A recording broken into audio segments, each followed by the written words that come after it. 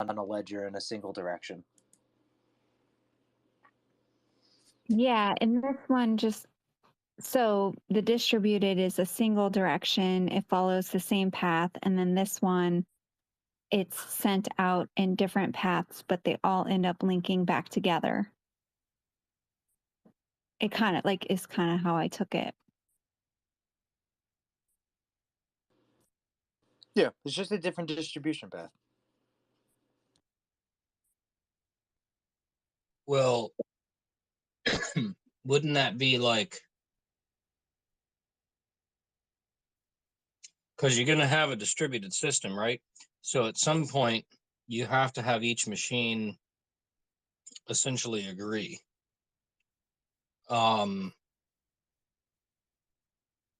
What's the mechanism? Do they have like a new mechanism or something that helps the machines agree? That's, I guess that is the new mechanism where they say it just makes the machines agree. It's just a different consensus agreement. Yeah, different federated between, like fault tolerances or whatever it is that they're using. Slightly. So what's the, like, I understand proof of work, proof of stake, and consensus. Is this like a fourth method? No, it's just a different form of consensus.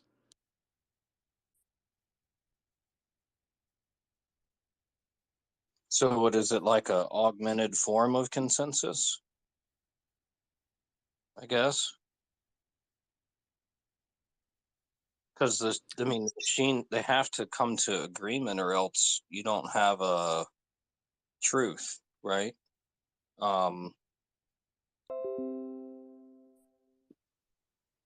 What I don't understand the mechanism. It's easier to show in infographics. I'll take a photo. Hang on.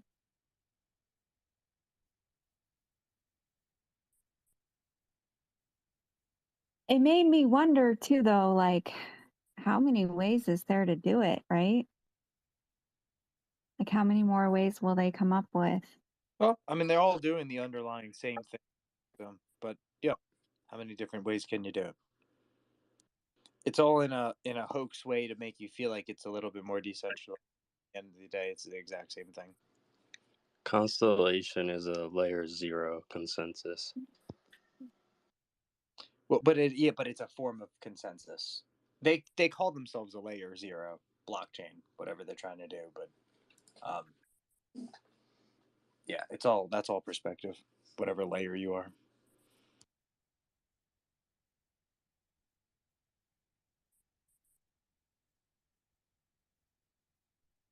You just gotta look at the map. If you look at the map of the way that the consensus is distributed between like the XRP ledger and HBAR and DAG, it'll show the difference easily on the Google. Just a graph difference. I posted like a little That's where I'm. That's what I'm trying to. How would the graph of such a network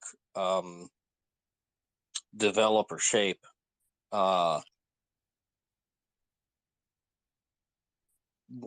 Yeah, where's the They call it the novel proof of reputable observation consensus. the graph of what? Reputable observation of what? Yeah, proof of reputable observation consensus. It's called PRO. So is it like an oracle type of thing? I looked into it a little bit. I'm looking at this stuff now. I think it's more data based, yes. That's what I'm getting from it, right? Well, I mean, observation to me infers data. So I would think that's more like on the oracle side of things.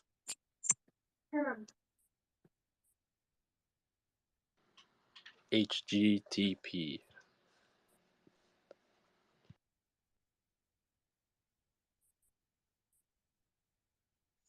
Dude, this is driving me crazy. There's too much stuff to keep track of in this industry. Yeah, that sounds like you can't, what are you going to have, an entire network as an oracle? That doesn't, I never really thought about that, but Right now, I did see they have door miners where like you put them above your business at your door, and it like keeps track of how many visitors come and go, and you get paid.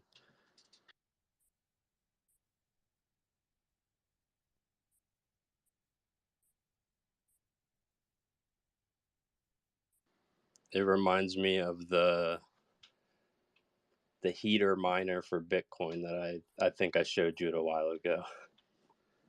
Like proof of actual work, but like it's being used for something. you know what I thought was interesting that I just saw, a couple of days ago? The thing, I think it was like probably like a Ripple PR thing, but Chris Larson was talking about proof of useful work, which just reminded me, we actually discussed it in one of the chats, reminded me of the computing for good thing from back then. And I can see that being reasonable.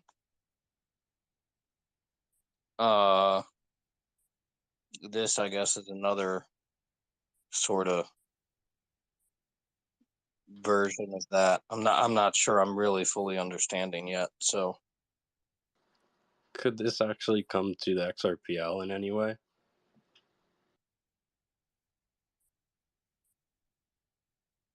well, I'm not even really sure what it's doing. I mean, it could obviously be a side chain, do whatever the hell it wants to do, right?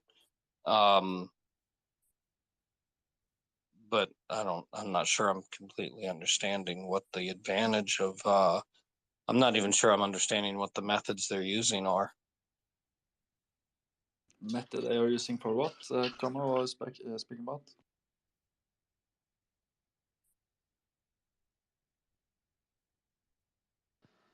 I'm going to read what it says. This is the hypergraph is our network's base layer, aka layer 0. It's a global layer that sits below layer 1 network and performs the final validation of arbitrary data via a network of validator nodes before submitting that data to the global immutable ledger. So that goes a little bit into it, but I can post it up top. It's good marketing for hey, we're gonna do extra things that just validate the transactions. Well, that's why I asked, could something like this be ran through the XRPL? Yeah, pretty much every, I hate to say this, but pretty much every blockchain can pretty much do the same thing. It's just how well and efficient can you do that thing, right? And so, yeah, then you add like smart contracts onto and like different functions that the blockchain can execute. But in the end of the day, every blockchain is pretty much just doing the same thing. It's just validating a transaction, right, on a ledger. But how efficient, right? How efficient can it do that? I think a lot of these protocols, like things like Cosmos and HBAR and DAG, these protocols could probably be used going forward. But it's like the underlying existing blockchain as we know it of today, as HBAR or DAG, right, or other ones. What will they be used for? In that sense, will that be the underlying blockchain that's used for something, or will the technology be used somewhere else? It's definitely interesting to watch them try, right? See how well it does. Yeah, it's too early for all of these new projects, like things that are only 2 years old, 3 years old. It takes a decade for it to grow out before you really know if it's going to survive or not. That's true.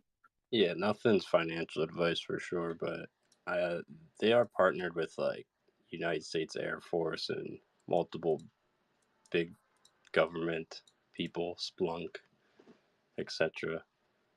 Well, it's not that they're partnered with anything like that, but there have been papers that have come out to say like, oh, we've used these protocols and we could see that they're efficient for these use cases. But there's nothing like the U.S. Navy goes and the U.S. Navy's like, yeah, we're partnered with the DAG Foundation. Who do they even partner with? You can't partner with a blockchain. It's an inanimate object. It's like there needs to be people that you partner with, right?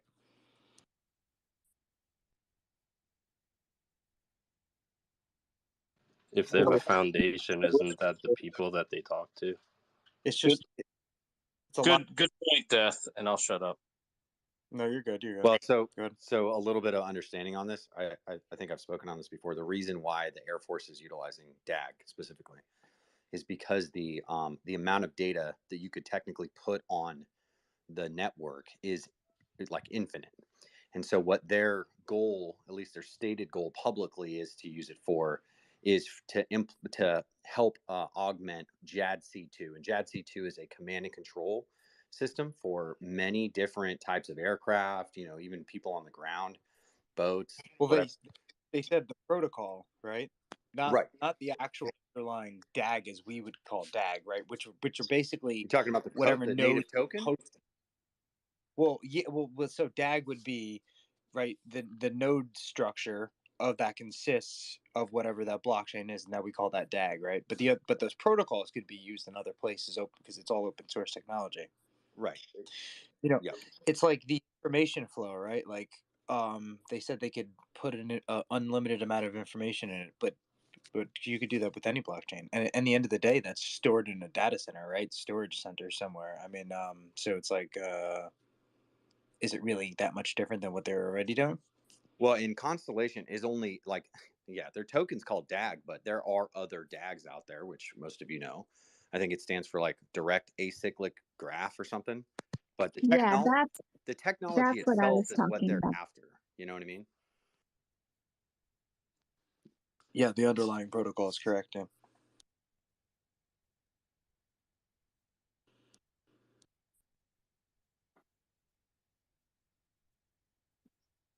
All right, you guys are going over my head here. What's the is this like a radio signal type of situation?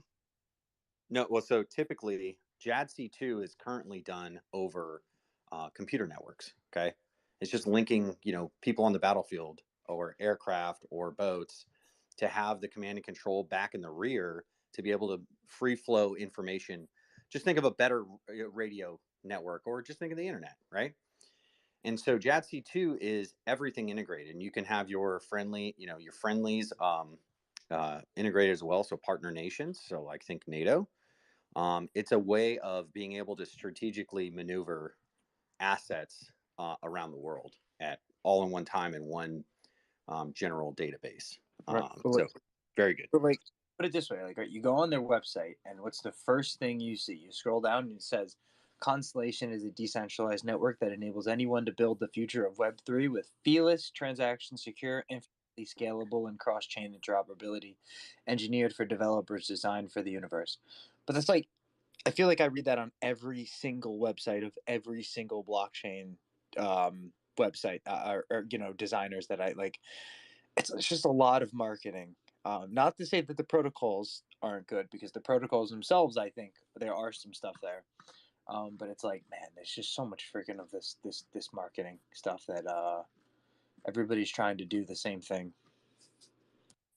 Yeah, and they're all trying to stumble over the same, you know, vocabulary right now. It's like the metaverse, right? And Web3 is the catchphrase right now that's popular. Yep. It's like all of this technology is still being built. Like we're in the phase transition of this new sector. So yeah, and it's like, you know, like you look at it and it's like hash graph. They call their thing the hash graph. It's not a blockchain; it's a half graph. Dash is the hypergraph, right? But if you looked at hash graph and DAG, it honestly, like, I can't tell the difference between looking at their graphs. They look almost the exact same to me. So it's like, but different terms. What's up, guys? Well, the funny thing is, they're all going.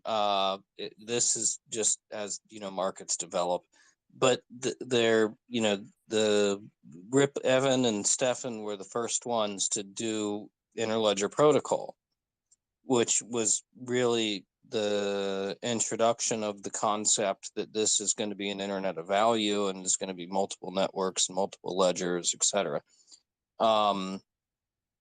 they're all copying like essentially Ripple's playbook, because like both of them worked at Ripple at the time.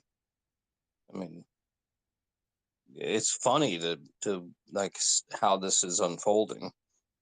But I think all these companies are right, and they should be focused on interoperability. And like, look at Flare.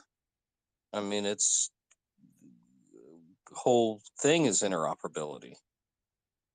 F assets, oracles, you got everything, data flow, connection to other networks through the F asset part. Now everybody's on this train of thought.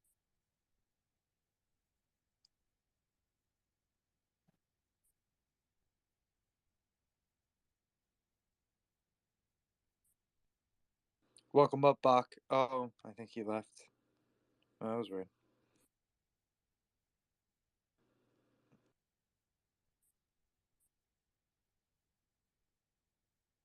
Where is Christoph, by the way, the guy with the frog PFP? Is there anyone that have seen or heard from him lately?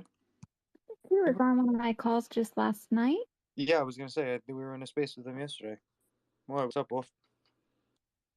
Sweet, great. No, not too much. It's Thursday. It's heading against the weekend, so everything okay with you guys?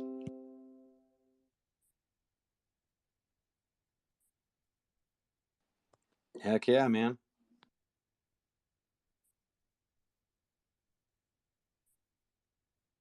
Dude, I went to this business networking group lunch today. And it was really cool. I'd heard about these things, but I actually I was invited, and man, it was overwhelming, but it was kind of cool meeting industry people around, not, and I'm not referring to crypto right now, but just different industries around my my town. I don't know if you guys have ever been to those before.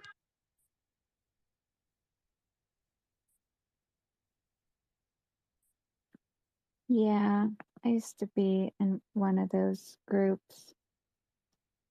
We'd meet for breakfast once a week. They're fun and they're interesting, and you can learn a lot. I like the networking aspect of it, especially because like where I live, it's a lot of old families that control all of the industries, whether it's real estate, whether it's, well, again, I guess it's similar, but development, insurance, you know, basically they're all the same fucking people. So it's cool meeting not just them, but it's cool meeting the other people around that have good businesses that I can, reach out to and stuff. So.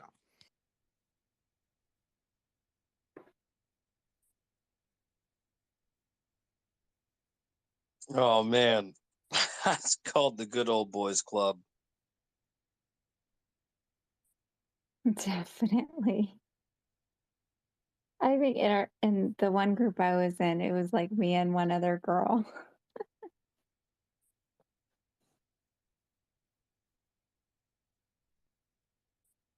Well, you're either in or out. One of the two.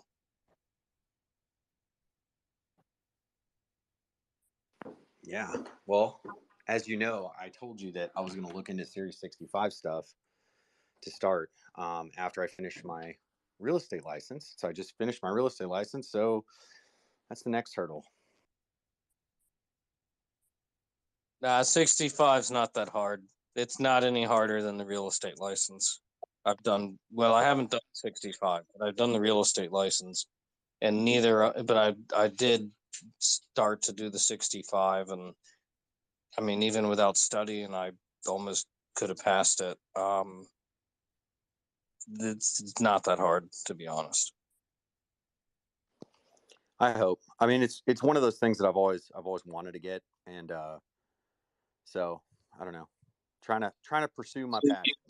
The problem is, if you get that license, you might come into a space like this, and you can't say certain things. Yeah, I realize that. So that's the problem. Is it's a little bit of like tying your hands behind your back, like you can kind of infer, but then you can't actually just flat out say something. You know what I can do though, Karma, is I can write children's books that teach children financial education I like that. at a simple level, and still capitalize on that, and then put it on the blockchain and make NFTs or whatever else, future use cases that you can expand if you get a popular main character that people identify with, and can call them out by name just from the looks. Like I was thinking like a Bernstein Bears type thing. Like a lemur, like a cartoon lemur. Like a lemur. By the way, Karma, I don't know if you know this. There was a movie made by Michael Jackson. It's called Moonwalker. And in the movie, there was a very, very clear lemur right in the main picture at one point. So if you ever want to check it out, I was like, oh, there's Karma. What's up? Oh, geez. The lemur thing was a accidental. I just left it. It fits the voice very well, Karma. Huh? I feel like that's what a lemur would sound like if he could speak English too. It's perfect. It's the best PFP. Well, I mean, I actually also sort of thought that because it was like, I felt like I was just like, I'm just going to shut up. Monkeying around. Is a lemur a monkey? I mean, seriously, like, I think Fridge would be like an awesome like artist that could like totally like animate it for you, or like we know a bunch of amazing artists in here, but Yep. And by the way, real quick, not to mention also OC Lost Art, dude, you changed your picture back, but it was Crypto Homies a second ago, or earlier in the last space, and that's a dope picture, man. And I do have to thank Fridge for my picture because I think it's cool. Yeah, Fridge is a pretty good artist.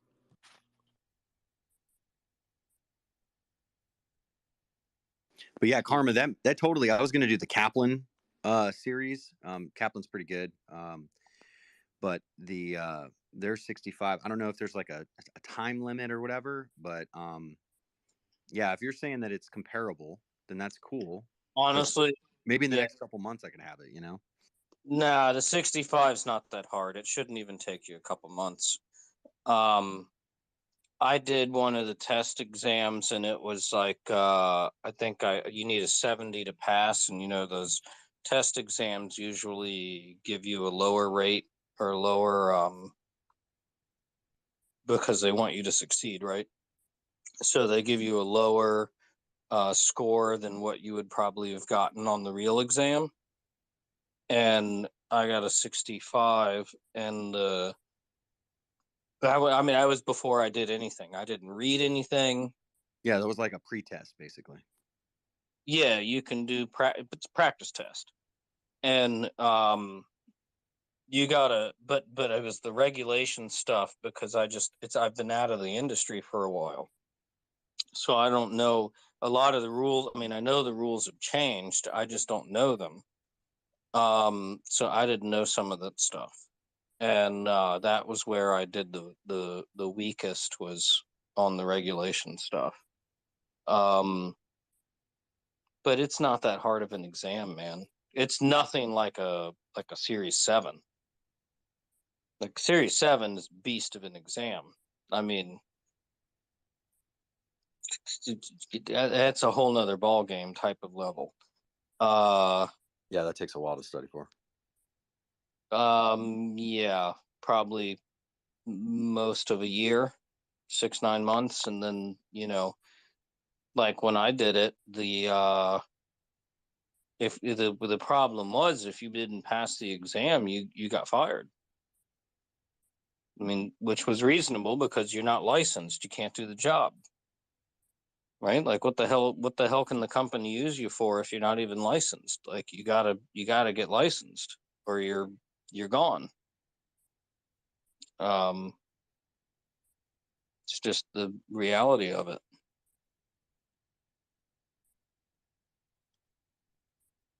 Yeah, I mean, I'll keep you apprised, but you guys will dig this. My daughter, I picked her up from school, and I gave her the task of trying to draw me a certain animal character, and I'm going to see, because she's really good at drawing cartoons, like phenomenally good, and I'm going to see what she comes up with.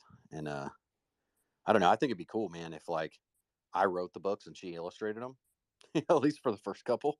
I don't know. We'll see what happens, but either way, I like that idea a lot, and then yeah, I mean the education space. There's so much more, not just crypto education needed. I need more crypto education for sure, but financial education we talked about a lot. But Well, I think you almost, before you can even get to crypto education, you kind of need some financial education and some for sure. technological education, right? I mean, you gotta need, these are pillars upon which that you can build on.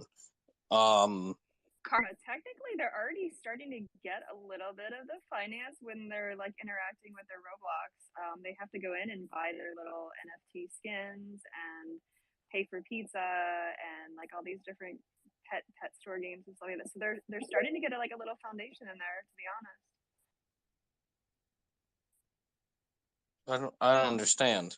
What do you mean? So like Roblox is just a platform, right? And they have all these different games. The kids can go into a certain game and they can earn money. They can earn like these coins, right? Based off what they do in the game. So like I caught my daughter one day being a cashier or something like that, or like making hamburgers in the game. And she was like, "Look, I'm just sitting here making all this money." I was like, "Okay." So Shellfish is right on that. There are a bunch of different ways within the games in Roblox that they get the concepts already, or like understand general concepts to start More with. than the school system shows them. Oh, 100%. Well, and that, and I mean, if actual fiat currency like in hand is gone, like, are they really going to need to learn about coins? I mean, they're going to know how to do transactions on the blockchain better than going to the store and buying an actual piece of bread. I would hope so. That sounds like some progress in the right direction. Are you fucking with me, Harry? I mean, excuse me, are you messing with me? No, I'm always dead serious. Come on. I apologize for cursing, guys. This is recorded, Michelle. Everyone knows now.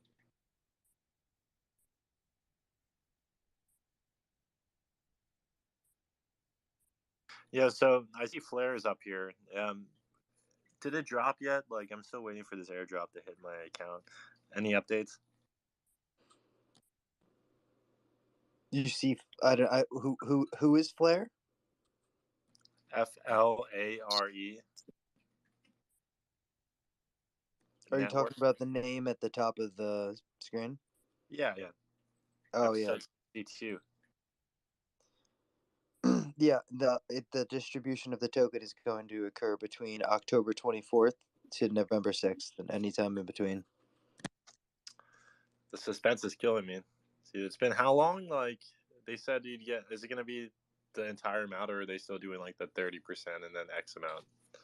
15% an initial drop, and then there will be a proposal voted on that'll change the way that the distribution occurs, but still the same. Over the next 23 to 32 months, you'd get the rest of the percentage, probably more than you were going to receive beforehand, but yeah, same basis. Okay, cool. Since you're also good into also. Yeah, careful with the word basis. That has an accounting term. Basis. Yeah, don't use that one. Well, that and isn't it true that like if you do decide to sell, like whoever acquires it takes on the future earnings or future drops, I should say. Ooh, I I don't know. think the proposal was. I think with the new proposal, it was just whatever was delegated. So if you do happen to buy more and delegate that, then yeah, you'll get potentially more. Yeah. And essentially, if you're buying it, it's from somebody who's selling it, so it's somebody who's giving up their right, basically, for it. So yeah. I like the sound of this. Yo, Doggo, I had a question. What was the number when you calculated to 003? It was well over $1 million. Dude, it was stupid. Guys, just to let you know, I caved and I finally made a small little purchase of a shitcoin this morning, and Harry led me down a dark path. Damn it! No, and then I took Kashta. I took another little bit of money, and I'm following Kashta, and I'm just gonna see how they do. Just Who's not touching winning? my long term stuff, but Me or Kasha? Who's winning It's so the far? the 19 thing or something different? no, the 19 thing. The conservative, Yeah, I've been in and looking at out. that Yep. too. Yeah, Lady K. The one chart GBEX is a perfect example of exactly what Kasha's talking about on the 20 daily. But yeah, Well, perfect example. I know. Typically in ledgerscale, we don't like to talk about the prices and stuff. So, but that being said, Harry, you're gonna lead me down a dark hole. That's all it is. Does anybody know, was Costa at Apex? I don't know. I talked to him. I had a phone call with him this morning, and I don't think he was at Apex, but Was not at Apex. yeah. I mean, I'll be in Miami, November, trying to hear David speak. Gosh, now that's more and more people. Maybe I'll end up going down there.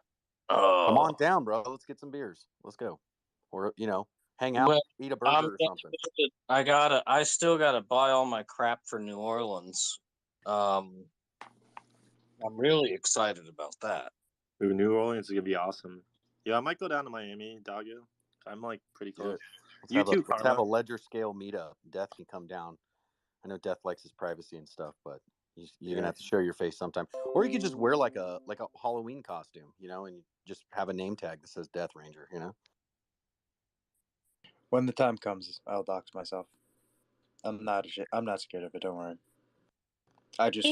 I like good moments. Oh no, go ahead. I'm curious now. Well, I know who you are. Like, I just never shared anything. Ooh, I'm calling the bluff. I was just gonna ask, is there like a crypto event in New Orleans? Yeah, it's the Ledger Protocol. Yeah. Yeah. Okay. I thought so. Somebody kept asking. Who was it? I can't remember now. I was there. Whoever was asking, I remember this specific conversation, Lady K. Can't remember though.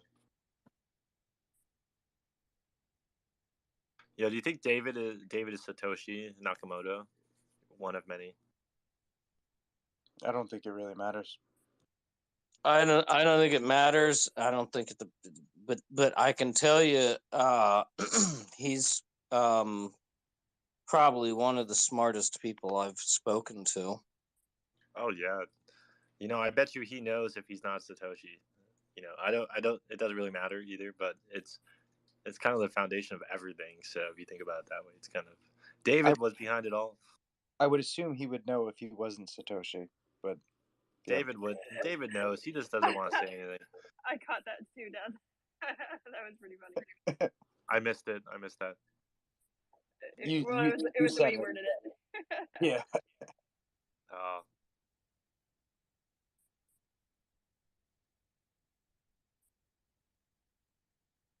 I mean, Bex, if you want to, if there's anything you'd like to talk about, or if you have any like AI stuff on the top of your mind. Who, me? Oh Bex? man, Bex. Oh, Bex. You can go too though, Selfish, if you want. No, I like embarrassed myself in the last room, so I'm just gonna lay back. Shellfish is other than me the biggest contributor to our machine learning group. She's been in it. Dude, the other space I was just in, they think I'm CIA now, and I don't like. I'm like so far from anything like government. I told him like, man, I can't even freaking do algebra. I definitely am not CIA. It's all the posts about DARPA. Right? Michelle Fish, that's exactly what a CIA operative would say. I'm not convinced. I have been highly trained in diversion. If anything, it's more like NSA. Like CIA is too busy to be on Twitter. Well, they said it was actually the IRS training. I'm part of the 89. Shellfish, you're just here to make sure that we're reporting our crypto transactions on our That's our all. taxes. That's all they care about. There's no reason 100. not to create liquidity, but they just got to make sure they catch it. Oof. Try to catch me. Catch me if you can. It's not going to be that very hard. I know, that's the bad thing. They got rid of Tornado Cash, my favorite. It's still there. They didn't get rid of it. Tornado Swap. Well, they're just tracking everything. Yeah. They got their eyes on it. What was funny is when the Treasury announced that, all these people started sending ETH through Tornado Cash to like known wallets of famous people, and like because they're just They were sending small amounts, right? I remember reading about that. So fun. Trolls. implicating a bunch of celebrities in Tornado Cash schemes. Joe Biden has one. You know what I'm glad to actually see. I've seen several sort of I guess politicians, if you will, or those kind of folks, copying what the British did with the oh geez, I just lost the word, de minimis, and basically de minimis means like the transaction's so small it doesn't matter, like, you know, just we don't need to account for it. It's like de minimis. It's like, yeah, you know, it's BS, right? Like it just to the side. Yeah, it's just like a stupid little transaction, you know, like somebody gave somebody a nickel, like no one cares. You know, the IRS isn't going to come after you because you didn't pay taxes on your nickel. That kind of thing. And well, it sounds like that's the perfect way to launder money then, like go through like make a lot of nickels. Exactly, make a lot of transactions on the XRPL ledger at 0.001 and move like Superman. What do you think those death payments are? No, if you do a series of nickels, that's different. But like one nickel, no one cares. Like, okay, I bought a peppermint from you, right? Like, here's a nickel. You gave me a peppermint. No one cares. That's my business, bro. I sell peppermints. That's huge. You could do what Shellfish was saying on ETH, because you can open a lot of accounts for free, but on XRP Ledger you wouldn't necessarily be able to do that because you have to do the 10 XRP reserve. Unless it gets voted out. I can imagine. Unless they vote to make it not 10 XRP as a reserve soon. The price goes up too much. Yeah, if the price goes up, they need to. Wasn't it 20?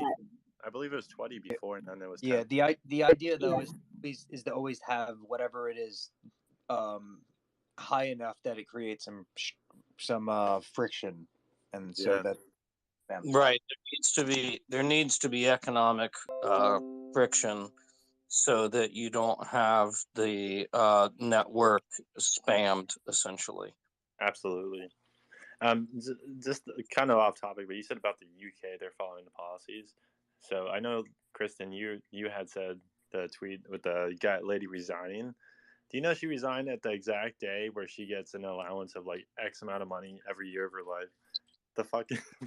Ooh, because the Prime Minister of the UK just resigned.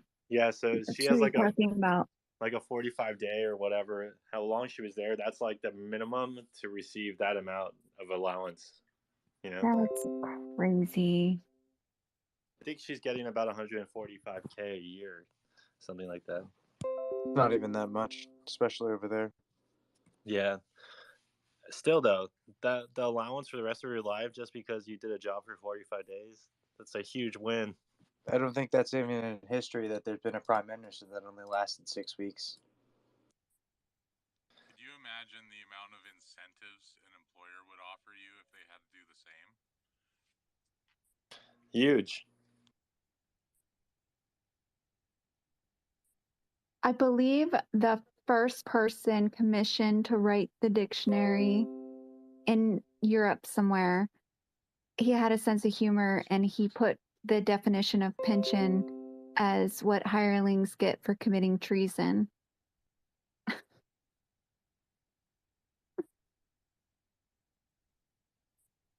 Just a fun fact. Is that true? Yeah. That's crazy.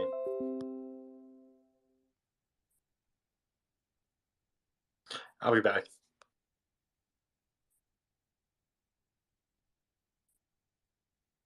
By the way, Death Ranger, do you have any plans for cool things you are planning to mint on the X-20 once it launches? Are you planning to mint your PFP or something like that?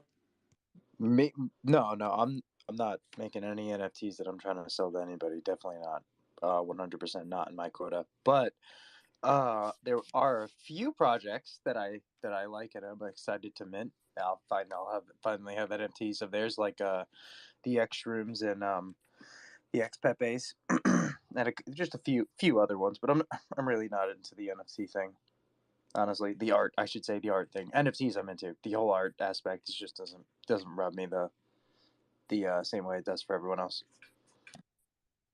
I'm the same way, but looking for I'm looking forward to X Rooms as well. That will be great to see when it comes. But I think a lot of people underestimate what the X-20 actually can do, because don't you think it will open up a whole new world for like identity things, or a lot of stuffs like that, and documents, and not only pictures, but I think it will open up a whole new world. It could possibly, yeah, very possible. People have to build applications and dApps that can utilize that type of technology, but yeah.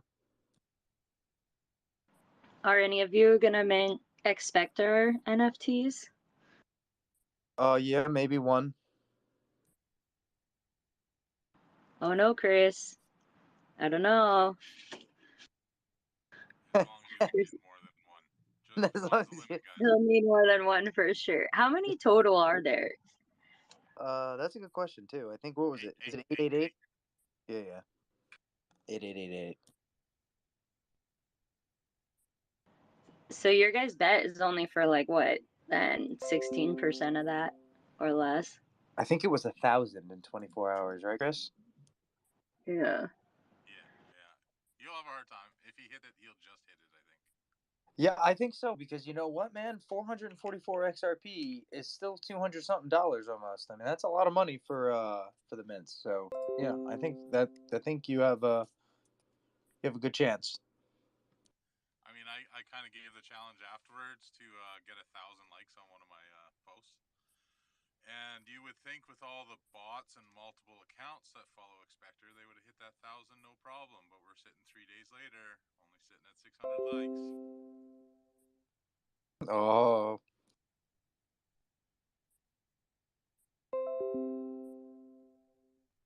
Algorithm like the bots lately. I'm not trying to shill Expector at all. I'm totally using them for engagement farming. So yeah, if you see me tweeting about them, it's just to get my numbers up. They've been pretty low on Twitter analytics lately, and I just figured, use the biggest project to bump those numbers back up there. You're ridiculous. You got to pump it up.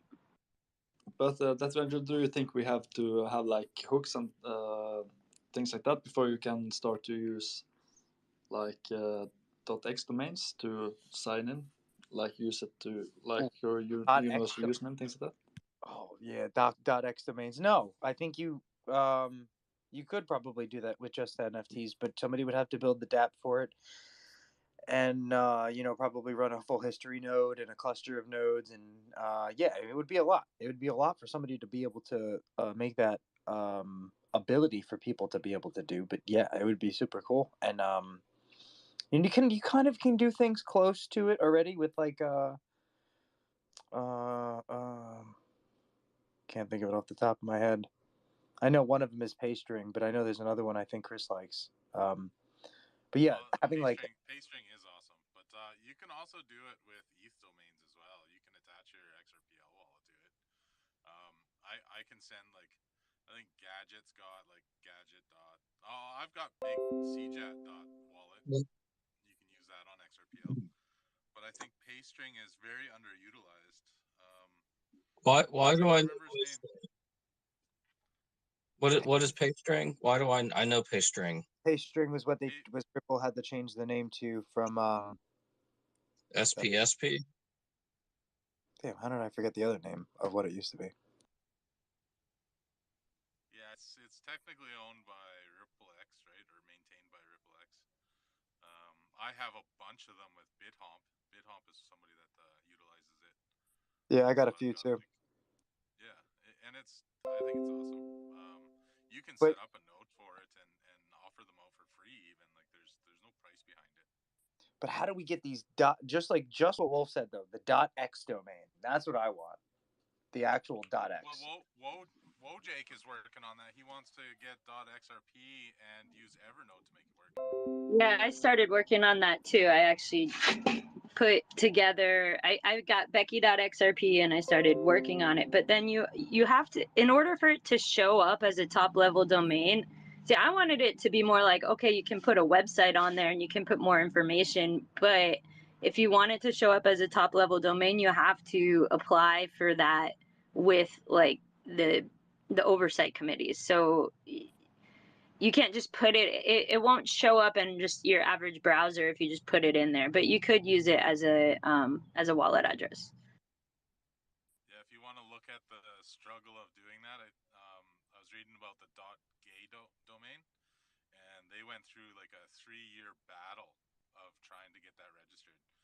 Just the amount of money and all the forms they make you fill out, and then they just don't get back to you, and you got to push for it to get pushed through. And yeah, I don't know how there's so many new ones lately, where that maybe they applied like 5 years ago and they're finally starting to kick in. But then you see Expectar somehow. I don't know how he got that. He said it was a gift from a friend. But yeah, there's definitely some probably some bribery that needs to go on to get that actually done, because it's not like some decentralized open platform that you just apply for it and get it. Chris, does the .expector go to a website, or where does that go to? I have no idea. I'm not sure if it's a crypto domain or a regular domain. I've never looked into it. Yeah, because like I said, you can get any domain you want. You just make it, right? You can go on namecheap.com and buy whatever domain you want, but it's not necessarily going to be able to load in a browser. That's the key difference there. It won't be a top level domain. So you could run your own domain name server and have that going. That's what I was looking at. Maybe we should put that on your servers, Chris.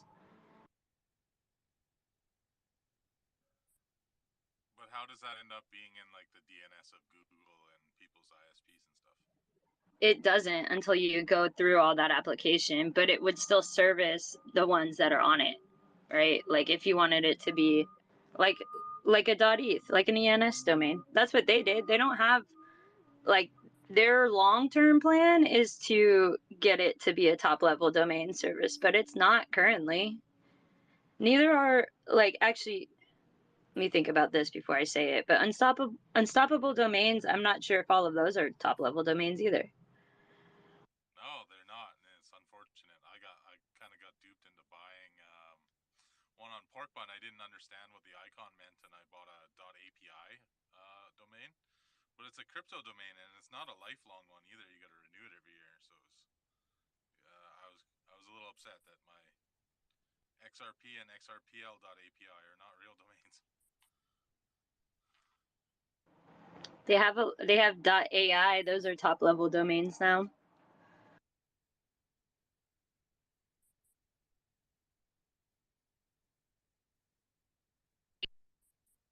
I like when you can use the dot whatever as part of the word that you're making.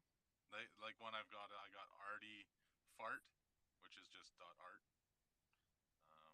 I got a few that end up being a whole word. It's just you put a dot somewhere.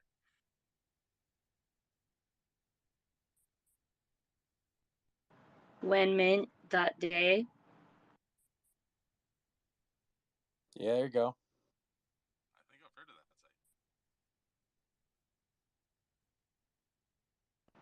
site. Gertie.one. I love Gertie.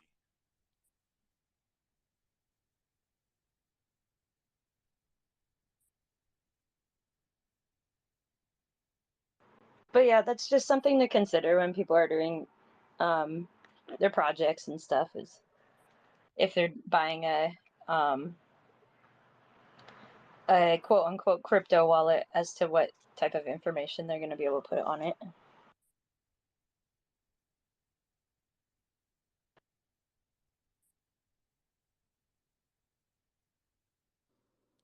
Really You excited can to always see set up a ledgerscale paystring. Would be kind of cool. And I think paystring supports more than just the XRPL. We'd have to look at it again. Wait a second. Paystring, that's from the Interledger Protocol stuff. I think it just hit me. Is that right? It's will be utilized in conjunction with it by Mojo Loop, but that's the only two connections between them. Because a paystring's almost like an email address. Like, here's where I want to send the money. Yeah, so you, instead of an @ symbol, you would have a $sign. So I've got like I got big C Jats $sign bithump.com. Yeah. See, no, this is very important.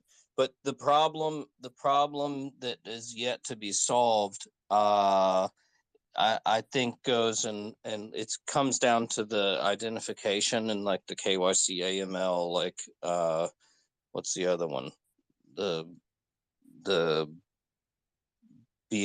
bank secret BSA. So this comes down to an ID problem, because you got to know who's behind that pay string.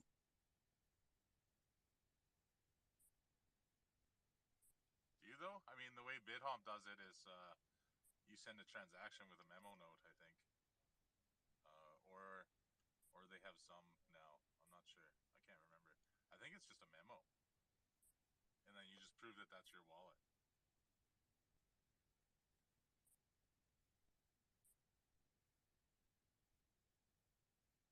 I mean, the memo field is useful for, you can get real kind of creative with that. But identification is it's like an absolute necessity.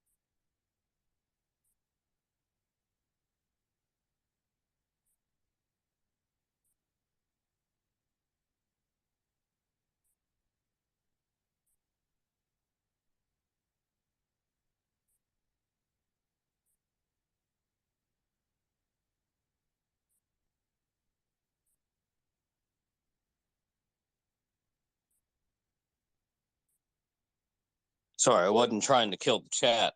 I was just trying to make the comparison between an email address and like a pay string. Like, you got, this is where, like, hey, send me the email to this address, right? Send me the money to this pay string. And I believe that some Pro users will get them for part of their membership at some point. By the way, do you guys know if there is any email providers that are working on like that you can sign in with? I think maybe Ethereum have it already, but that you can sign in with your Zoom on a email service or things like that. Ooh, that wouldn't be that difficult to set up, actually. No, do you guys think it will be universal, that you can sign into Proton Mail and things like that with your Zoom account? Yeah, you actually, they would just have to support it, because some does. I can't remember the service that they're part of now, but you can use some to sign into like third-party sites now. I can't remember what it's called, But yeah, that's definitely a possibility for them to just add that functionality to their sites.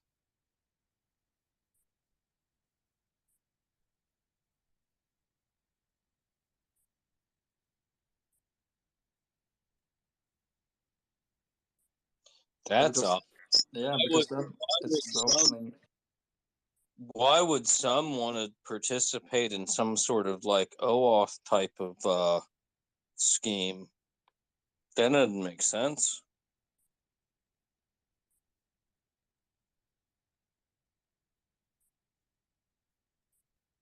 Why would they do that? I would think that would open up security vulnerabilities and attack vector. Why would they do that? That wouldn't make sense. Why I don't understand. It's the That way wouldn't. that it works with Sum's backend that it doesn't open your wallet to any kind of vulnerability when signing into these sites. It's when it's connecting through this. I wish I could remember what it was called. But when it's connecting, it's basically only verifying that you're able to sign a transaction, not that you're actually signing a transaction or releasing any kind of information.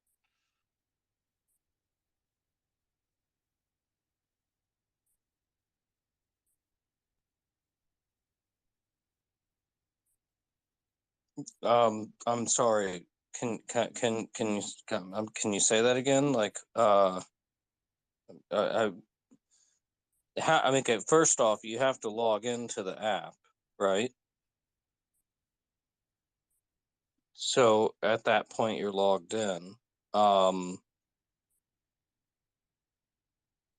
Why? I just don't understand why you would connect the app to third parties. I get connecting the app to the network, like to XRPL. That makes sense because obviously that's the purpose. But why would you allow it to connect to third parties? It's not that it's really offering a connection through Zum to the XRPL, right? Because Zum has its completely own backend, and when it's doing these auths, auth 0 or whatever the hell, all it's doing is verifying that you're able to sign a transaction. It's not doing anything on the ledger. It's not doing anything with your keys. It's just a simple verification. Yes, this user can sign a transaction on this wallet. That's it. Yeah, because that's the cool part. Because once you can attach your Zoom to a .dex domain and things like that, all the services that will allow Zoom logins. Say, for example, if YouTube would allow a login with Zoom, or for example, Proton Mail, things like that, you don't have to set up a account. Yeah, just sign with your Zoom account and skip all the password shit and things like that.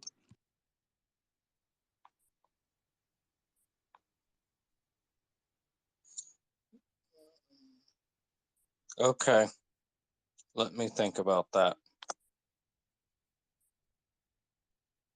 The more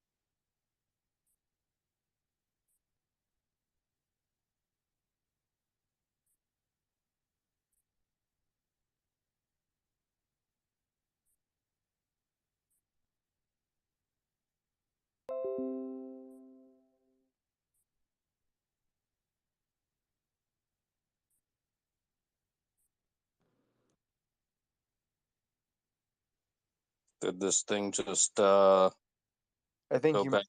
might have rugged there for a minute.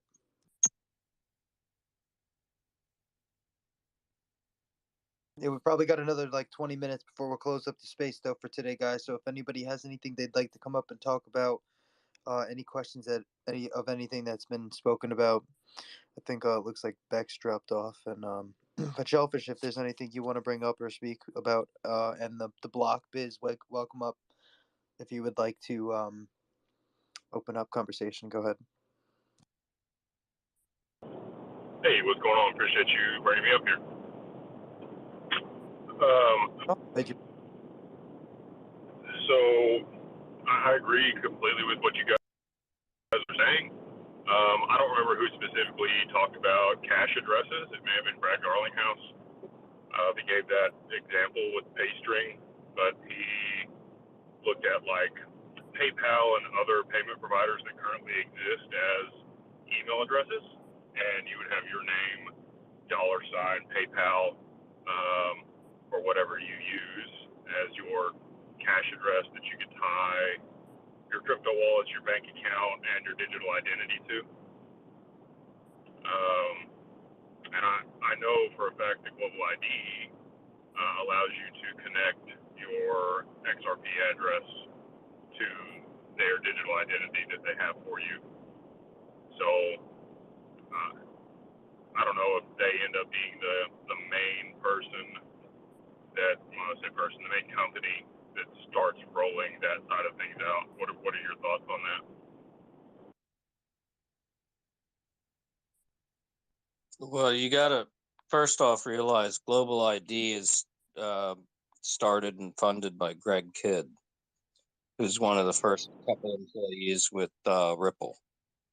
Yeah, and that's kind of the reason that I think that also. Yeah, they've been this topic has been lightly discussed. It probably needs more discussion, to be honest, because it's a complicated topic. You want to keep people. I think you want to keep people's privacy, but still, you have to be able to make sure, like, that somebody's not money laundering or terrorist financing or any of this kind of bad, you don't want that. So it's an odd, how do you say that? It's an odd predicament of, you have certain, you want to maintain privacy, but at the same time, you got to kind of like not have privacy. But like, how do you draw that line? And if you're doing stuff on a blockchain, it's public, right? I mean, it's on a public ledgers. So I think hooks may play a role in that along with side chains on the XRPL, because obviously they have these side chains at this point with trusted institutions, and you can see those transactions, but they're not publicly available.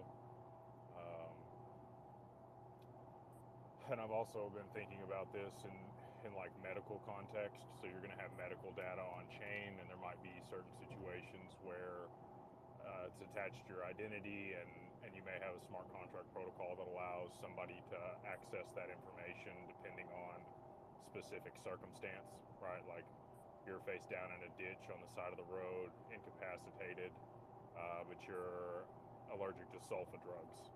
And so you would want the paramedics to know that so that they wouldn't administer penicillin, an allergic reaction, or potentially pass away. That's something that's actually built into your phone already. You should definitely use that if your phone has it. iPhones all have that. Oh well, I'm a communist. I have an Android, so. And then with the pay string, there was actually a large project that already utilized this. I can't remember what kind of data that was in it, but it was heavily advertised in the Sologenic wallet. I had it for a while. It was called PayMe, and it seemed like it was pretty successful. There was a lot of different. It was a lot easier to use than Unstoppable domains, but Sologenic around the time that they sold Coinfield just kind of abandoned it. There's no trace of it left, so I don't know if they have any plans on bringing that back or if the data still exists out there, but that is something I've used before and it just disappeared. I would be concerned if Sologenic was using that, but then the only reason I say that is because I agree with Karma on the KYC and AML compliance. If you don't have an identity attached to the wallet, then it becomes unregulated. What are you guys' thoughts on when regulation does come in and the XRPL is public? Do you believe people will have to register an entity on chain and identify to the wallet addresses? Like right now, you can see the exchanges wallet addresses and you know that that's theirs. Do you think that banks, financial institutions, and the general public that holds XRP will have to register? I think it'll be exactly the same as it is already. You know, it's one of these, the more things change, the more they stay the same. I go to a bank and I have a bank account and they know my ID and my balance and all the whatever, my address, etc., right? Like they know all the stuff. But when I engage like with other institutions, I just send a routing and account number. So they know from the routing number like which institution I'm using, and from the account number they know like, okay, that's my account. But they don't get any other information, so it's going to be the same thing. So you look at an exchange like a Coinbase, like say I got a Coinbase account and I want to send you, you know, a Bitcoin. I can do that, but like you're just going to see it come from Coinbase, right? Like you're not going to have all the, now Coinbase will know who I am. They'll have KYC'd me and done the AML and all the stuff, right? But as far as you're concerned, I'm not divulging a bunch of information to you about who I am by sending you some money. I'm just sending you some money. You know, no different. That makes sense. So you will, well. I also think ZK rollups, things like that, will play a big part into this also, where you could have yourself KYC'd in a decentralized manner, but still have your information represented off ledger somewhere safe. I have a question. Is it slightly hypocritical that we, not all of us, but we as the XRP community have been stalking Jeb McCaleb's wallet for the last few years? We're like complaining about like everybody knowing our wallet address. Like, isn't that the whole taco stand like thing? Yeah, people definitely knew whose wallet that was because it was made publicly known. But I really don't mind if this happens. I'm fine with filing entities and holding my assets inside of other structures inside of a holding company or a trust or whatever I need to in order to identify on the ledger.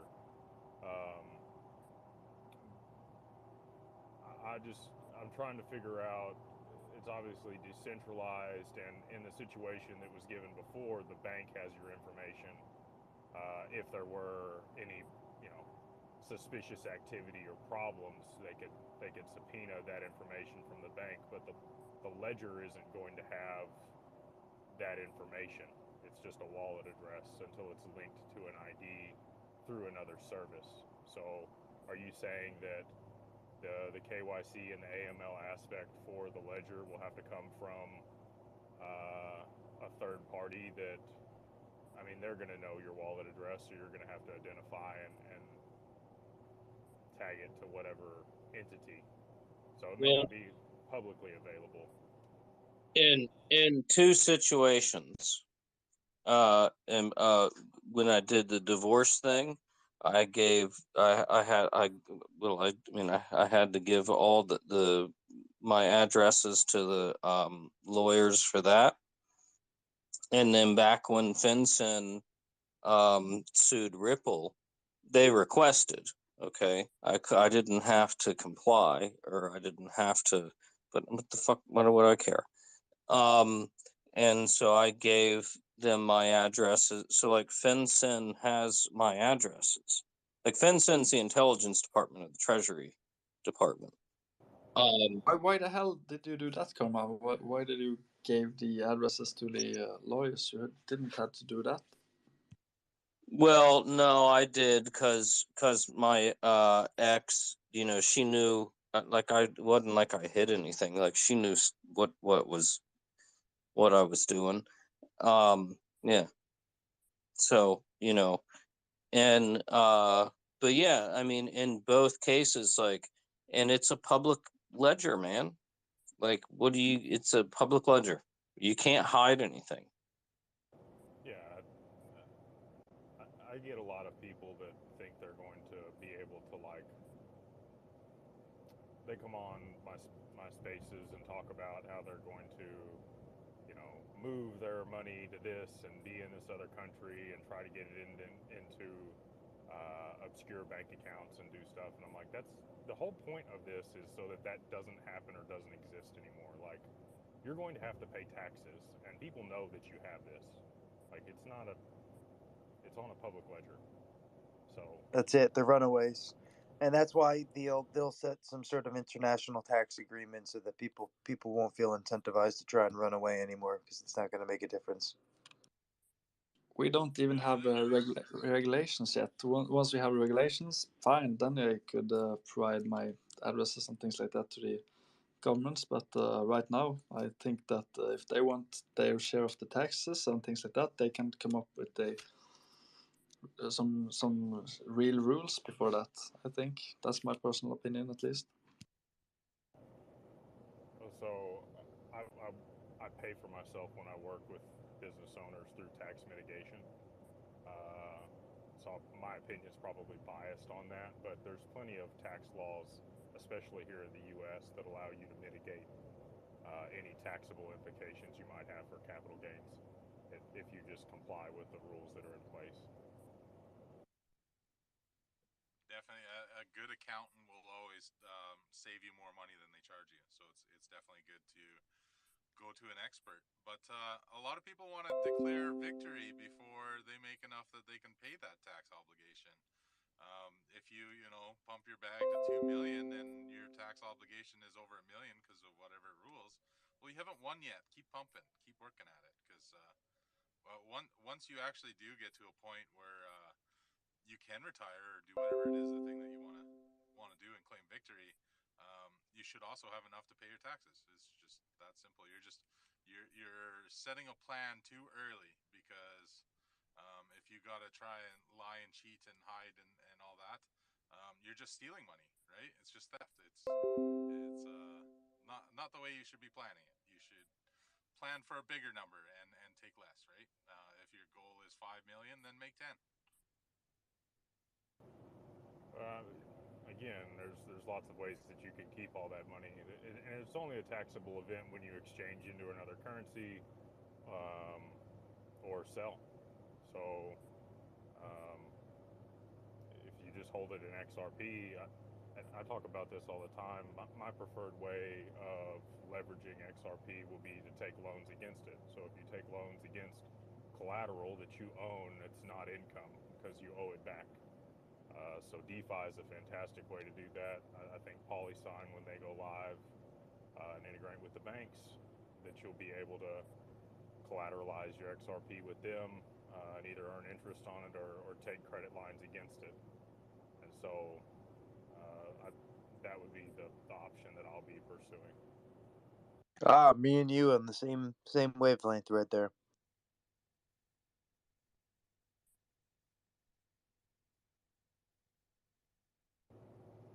But yeah, what do you guys think about? So XLS20 is going to go live on Halloween. As long as it stays above the over 80% consensus, yeah, we're estimated for October 31st. I'm hopeful that we get it this time and there's no more bugs that are discovered. What are y'all's thoughts about real estate, land titles, vehicle titles, real world assets being tokenized, NFTs being issued against them and then held inside of somebody's digital wallet? I do think long term, the usage of NFTs and the tokenization of everything will occur.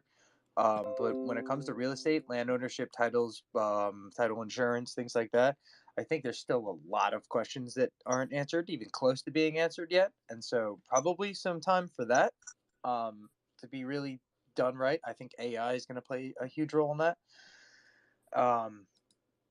But yeah, I think that definitely the tokenization of everything was definitely going to occur. It's funny, on my last days off here last week, I went into the registry office and had some of that stuff checked out to make sure it was all good. And they went over to a filing cabinet and pulled out a file. So think they're ready to make that change. I mean, they haven't made a change since titles existed, right? They're still pulling out a drawer, pulling out a piece of paper that has some wax stamp on it that's been approved by a notary. Like it hasn't changed since it started. So that'll be a while. But what I think actually, what might happen is not on the government level, but on the personal level. So if you think you can go take your car title down and get a loan on it, well, that could be crypto, right? That's a third party offering a loan for your title. And then things I've mentioned before, like serial numbers on gold bars. We have gold crypto now, but it's kind of you own one in this pile, where it should be you own the one with this serial number on it, right? And then that's kind of better accounting, that they can say, you know, we have all of these NFTs out there, they all have serial numbers, and here they all are in our inventory. It's yeah, we issued 1,000 of them, and we're pretty sure there's 1,000 in this vault, and there isn't one missing. It's a one-for-one actual representation of the actual bar that you're holding, and I think that opens up a lot more possibilities than thinking that the government's going to adopt it. And I think we have proof of that right now, where we have fractionalized real estate, where you're able to own a piece of a house and you get part of the rental income, and you're able to make some of the decisions. I say this all the time with the XRPL. We need to stop relying on the big players and start giving it utility ourselves. And that's one way to do it, right? Is stop looking at the banks, stop looking at the governments, and let's start building things to actually bring some proof of concept ourselves, right? Because I mean, if all the title loans in the world end up going crypto, it would be more efficient for governments to look at that later. But again, if we don't prove it by showing that in our own day-to-day life we're finding ways to use it, why would they use it? Yeah, I mean, the private sector tends to develop things, sometimes backdoor funded by the government to solve their problems. But I completely agree with you. I think a lot of these solutions are going to be through trial and error and entrepreneurs that are building on the ledger, just building marketplaces and creating the demand for things that don't necessarily exist yet, and then government entities will just use the software to integrate with their APIs to onboard the information after a critical adoption, or at least proof of concept has been proved out in the market.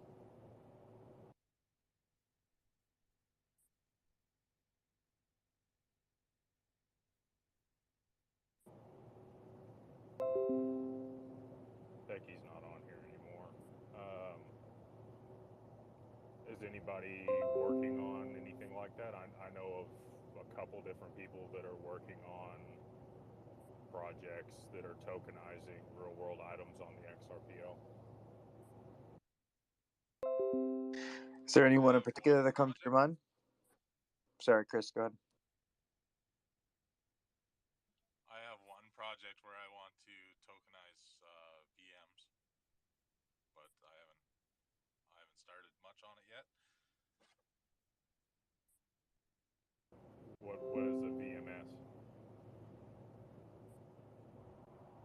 A VM, like a virtual machine, so basically a portion of a server that you're able to do whatever you want on. So you can run a website off of. I don't know if you met Jean yet, but you should speak to him, because he did he built this whole thing out for like a tokenized VPS, I think, service for blockchain.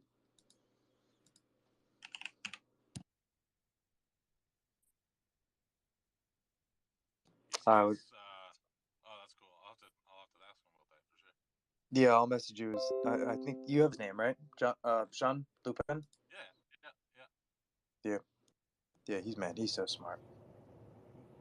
But we're right. Go ahead. Sorry, go ahead. No, go ahead, Block. Do y'all do anything with Filecoin for their distributed ledger for data storage?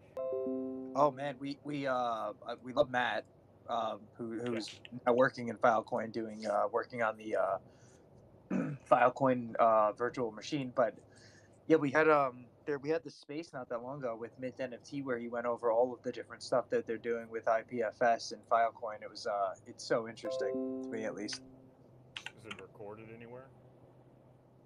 Yeah, it should be recorded on if you go to @MintNFT on Twitter.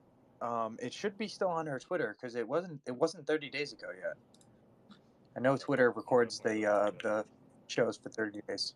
Yeah, I think if you want to look into Filecoin, that is a great interview to listen to. But we're right at that 5 o'clock mark, so I think we're gonna. Sorry, go ahead, Block.